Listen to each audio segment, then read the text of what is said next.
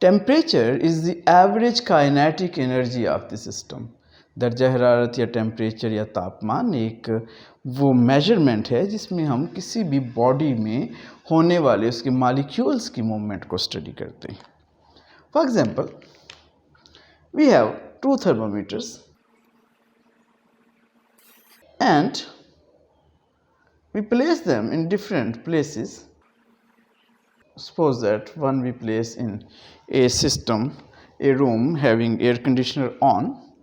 जहाँ पे air conditioner on है वहाँ पे जो मर्करी है इस बल्ब में वो कम राइज करेगा। और एक मई जून के दिन में हमने टेम्परेचर मेजर करने के लिए थर्मोमीटर को रख दिया धूप में, तो अब उसमें जो ये हमारा लिक्विड है मर्करी ये ज़्यादा ऊंचाई तक जाएगा। एक्चुअली होता क्या है, this is suppose that a test tube and here is also. जब हम टेम्परेचर को इन्हांस करते हैं, बढ़ाते हैं, तो ये जो मॉलिक्यूल्स हैं इस सब्सटेंस के, चाहे वो लिक्विड हो, गैस हो या सॉलिड हो, ये मॉलिक्यूल्स इनकी काइनेटिक एनर्जी बढ़ जाती है। जब काइनेटिक एनर्जी बढ़ती है तो नीचे वाले मॉलिक्यूल्स ऊपर वालों को ऊपर की तरफ जो है पुश करते हैं और इस तरह से हम थर्मोमीटर में टेम्परेचर को मेजर करने के काबिल हो जाते हैं। तो जब हम एंजाइम एक्शन की बात करते हैं वहाँ पे एक बड़ा फैक्टर जो आज हम देखने जा रहे हैं, it is the temperature. Effect of temperature on mechanism of enzyme action. Enzyme action, ऑर्गेटॉलिसिस, ये प्रोसीजर है जिसमें सबस्ट्रेट प्रोडक्ट में कन्वर्ट होते हैं और रेट से मुराद है पर यूनिट टाइम कितने जो हमारे सबस्ट्रेट हैं वो प्रोडक्ट में कन्वर्ट होंगे। तो कोई भी ऐसी चीज़ जो रिएक्शन रेट में in kinetic energy of molecules को बढ़ाए या फिर रैंडम जो कोलिजन है उसको बढ़ाए या शेप ऑफ एंजाइम को चेंज कर दे, एक्टिव साइट की शेप को चेंज कर दे, तो वो उसके लिए मददगार भी हो सकती है, वो उसके लिए नुकसानदेह भी हो सकती है। तो आज हम पढ़ने जा रहे हैं effect of temperature on catalysis. My name is professor G M. Babar, M Phil zoology from GC university Lahore, Choti, Punjab group of colleges, Sialkot.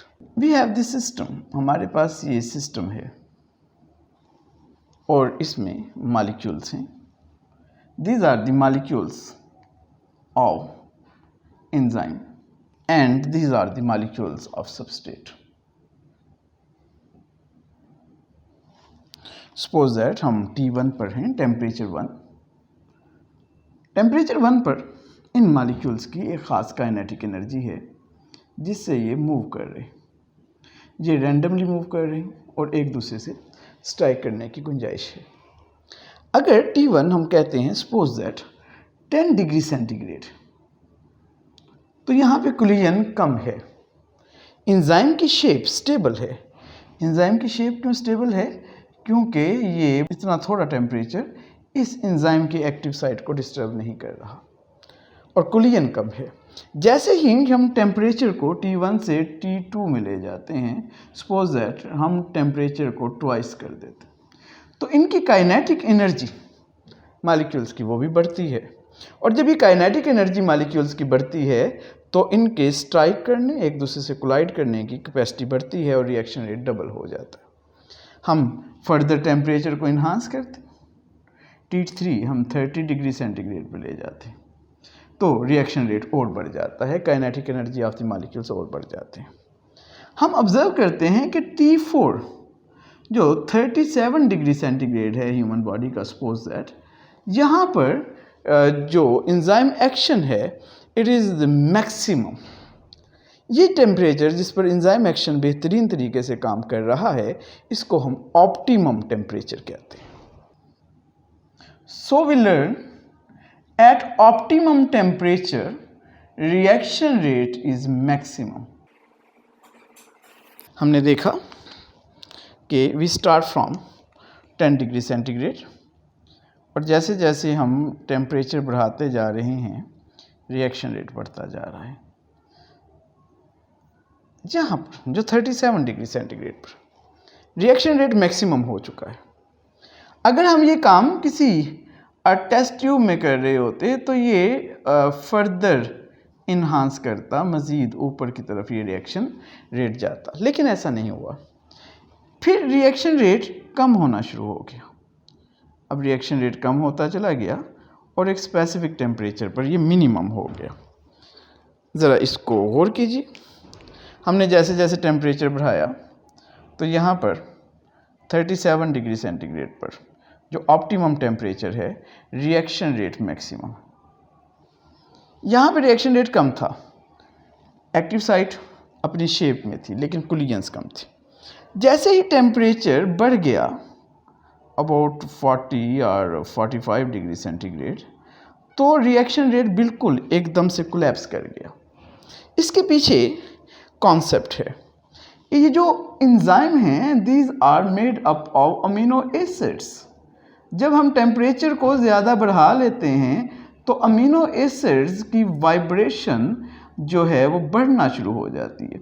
जब ये अमीनो एसिड और इसके मॉलिक्यूल्स बहुत ज़्यादा वाइब्रेट करते हैं तो ये जो शेप है एंजाइम की ये डीनेचर्ड हो जाती है।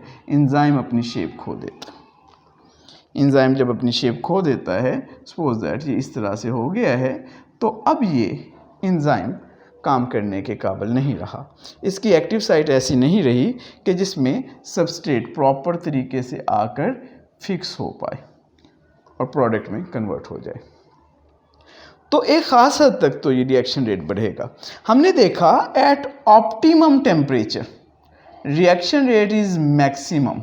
ऑप्टिमम टेम्परेचर पर रिएक्शन रेट मैक्सिमम है और मैक्सिमम टेम्परेचर पर रिएक्शन रेट जो है वो मिनिमम है। इसकी मिसाल आप ऐसे ले लें कि आपके पास एक रॉ एग है, उस रॉ एग को आप एक बर्तन में तोड़ते हैं तो आपको पता चलता है कि जो सफ़ेदी है, albumin which is a protein, जो सफ़ेदी है वो ट्रांसपेरेंट है और उसकी नेचर ये है कि ये फ्लूइड है।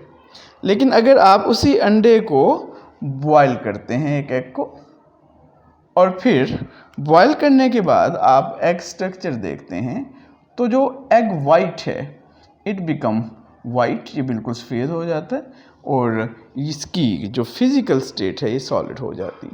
टेम्परेचर बढ़ाने से प्रोटीन की शेप चेंज होती है। तो हमारे एंजाइम भी प्रोटीन हैं, जब हम टेम्परेचर ज़्यादा बढ़ाते हैं तो ये डीनेचर हो जाते हैं। तो ऑप्टिमम टेम्परेचर ह्यूमन बॉडी के लिए 37 डिग्री सेंटीग्रेड है। 37 डिग्री सेंटीग्रेड वो टेम्परेचर है जहाँ पर एंजाइम रिएक्शन बेहतरीन तरीके से होता है। ऐसा क्यों होता है? क्योंकि kinetic energy of molecule of substrate और एंजाइम ये बढ़ जाते हैं, आपस में ज़्यादा कोलाइड करते हैं और सबस्ट्रेट से प्रोडक्ट बनने की गुंजाइश उतनी ही ज़्यादा बन जाती है। लेकिन जब हम एक स्पेसिफिक टेम्परेचर से ऑप्टिमम से भी बढ़ा दें टेम्परेचर, टेस्ट ट्यूब हो तो देन इट्स ओके, लेकिन इन टू दिस सेल, एक लिविंग सेल में ये एंजाइम काम करना छोड़ देते हैं। तो आज हमने सीखा कि किस तरह से temperature kinetic energy of the enzyme और सबस्ट्रेट पर इफेक्ट करता है और किस तरह से ये बढ़ता हुआ टेम्परेचर ऑप्टिमम से जो एंजाइम्स हैं, जो अमीनो एसिड के बने हुए हैं, जो मॉलिक्यूल्स के बने हुए हैं, उनकी शेप को डीनेचर कर देते हैं। जब ये डीनेचर हो जाते हैं तो रिएक्शन रेट स्टॉप हो जाता है। Thank you very much ji.